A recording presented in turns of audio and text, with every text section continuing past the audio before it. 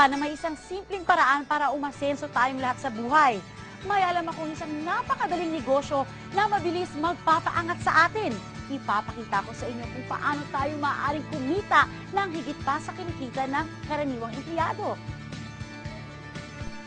Sadyang mahirap ang buhay ngayon. Marami sa ating kabataan nagsisipag tapos ng pag-aaral pero walang makuhang trabaho.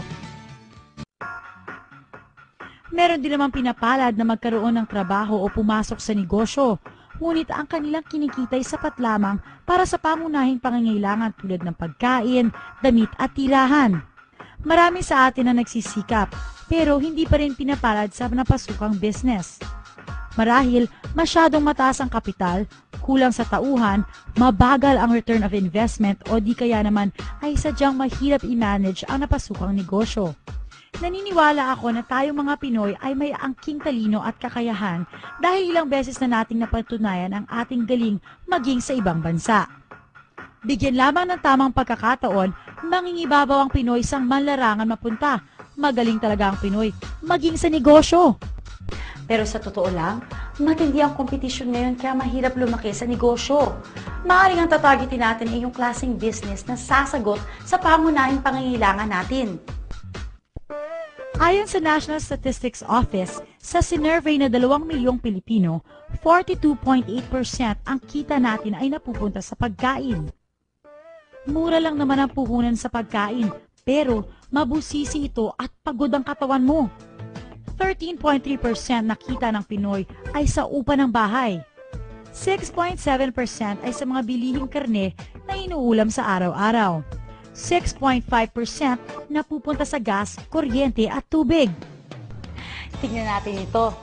7.4% ang ginagastos ng mga kababayan natin sa transportasyon at komunikasyon. Mas mataas pa kaysa sa karne, kuryente at tubig. Nagpapatunay na tayo mga Pilipino mahilig makipag-ugnayan. Sa pagtatayo ng negosyo, kailangan na ito'y simple, madaling intindihin. Isang negosyo na hindi na kailangan ng special skills o special education. Yung kahit sino kayang gawin ito at hindi na nangangailangan ng malaking kapital. Dapat malawak ang market at may produkto na makabago, yung sumusunod sa trend at kakaiba. At ito ay dapat madalas kailanganin para ang negosyo tuloy-tuloy. Itong negosyo ipapakita ko sa inyo, pasok lahat ng kriteriya na sinabi ko. Una, malaki at lumalawak na merkado. Dapat maraming nangangailangan ito. Biruin nyo, mahigit sa 36.2 milyong Pinoy ay gumagamit ng mga cellphone. At ayon sa survey na ginawa ng Pulse Asia, 96% nito ay naka-prepaid. Ayon naman sa isa pang survey, sa isang taon, gumagastos tayo ng mahigit na 93 billion pesos na halaga para sa prepaid cards. At lumalago pa ito taon-taon ng 18% hanggang 25%. O diba, napakagandang pagkakitaan ng negosyo ng prepaid cards. Ito ay pangmatagalan. Isang negosyo na base sa mobile at wireless technology o ang tinatawag nating cellphone o text messaging business, itatap lang natin ang technology na meron na ang halos lahat ng tao, kaya't mabilis ang bentahan, kaya't hindi na tayo mamumuhunan ng malaki. Pangatlo, ito ay unique, pambihira. Isang m-commerce o mobile commerce ang nag-concentrate sa prepaid at microtransactions. Kumbaga, hindi pa nagagamit ng customer niyong produkto, binayaran na niya. Mas binabilis niyo pa ang pagbili dahil ngayon, pwede pa ang tingi. Napansin niyo ba na dalawa sa pinakamalaking kumpanya ngayon na patuloy sa paglago ay nasa negosyo ng wireless technology? Pinatutunayan ng kanilang tagumpay na ang e-loading ay tinatangkilik ng marami. Isipin nyo, meron kayong cellphone. Tuwing gagamit kayo nito, lumalabas ang pera nyo. Hahayaan na lang ba natin na manatiling puro gastos ang pagkakaroon ng cellphone samantalang pwede naman pala itong pagkakitaan? Ito ay consumable. Maaari nating ibenta sa isang tao ng paulit-ulit. Dahil ang mga Pinoy ay malakas kumonsumo ng load, sigurado ang kita dito. Meron pang programa para kumita ang mga subscribers ng pantay-pantay. Mauna man sila o dumating na tayo sa kalagitnaan, may pagkakataon pa rin tayo makipagsabayan sa kitaan. Kinikilala ng Portal Innovations ang lumalaki at patuloy na paglago ng market ng prepaid business. Kaya naman, tinutugunan nila ang pangangailangan nito. Hindi na baguhan sa larangan ng ganitong negosyo ang Portal Innovations. Noong June 2003, ipinakilala nila ang kauna-unahang Universal Prepaid Loading System sa Pilipinas. Sila din ang nagpakilala ng pagdidistribute ng prepaid cards na cardless sa pamamagitan ng pagpapadala ng pins via text. Hindi lang yan. Nagamit ang Portal Innovations ng 2004 Philippine Marketing Excellence Award for the most outstanding SMS and web technology provider. August 2004 nang ilinunsad ng Portal Innovations ang isa sa pinakabagong programa nito, ang Load Extreme. Ano ba ang Load Extreme? Ang Load Extreme ay isang paraan ng pagninegosyo na pwede kang magbenta ng iba't ibang prepaid products gamit ang inyong cellphone o computer. Bakit dapat piliin ang Load Extreme system?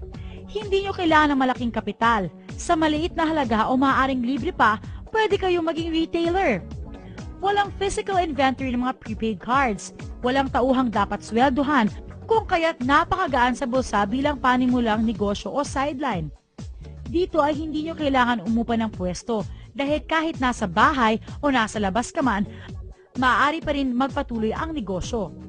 Pwede itong gawin ng part-time o full-time. Isang cellphone lang ang kailangan nyo para makapagbenta ng iba't ibang prepaid products.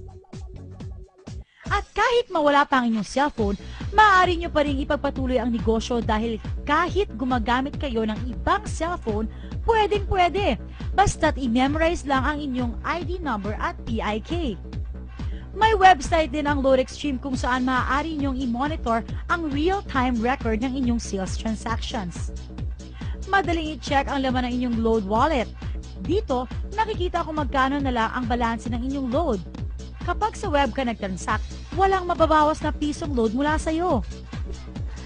At higit sa lahat, sa Load Extreme, ang isang ordinaryong tao tulad natin ay maaaring kumita ng higit sa karaniwan.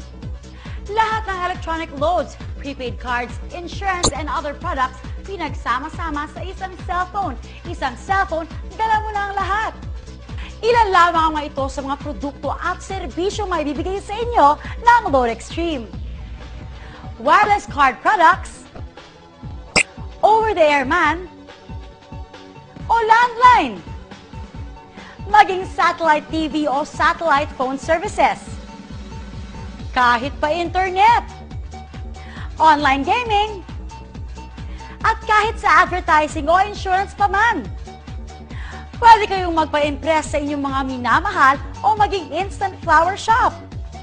Higit pa dyan ang kayang ibigay ng Load Extreme dahil ang vision nila ay maging singular access sa mga produkto at serbisyo na madalas natin bilhin gamit ang iisang cellphone.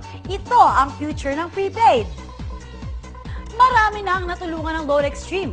May mga teachers na tulad ni Linda Santos at Alan Ramos, FX driver na si Sonny Padua, isang dating OFW na si Steve Burak, at si Cecil Agapito na isang estudyante.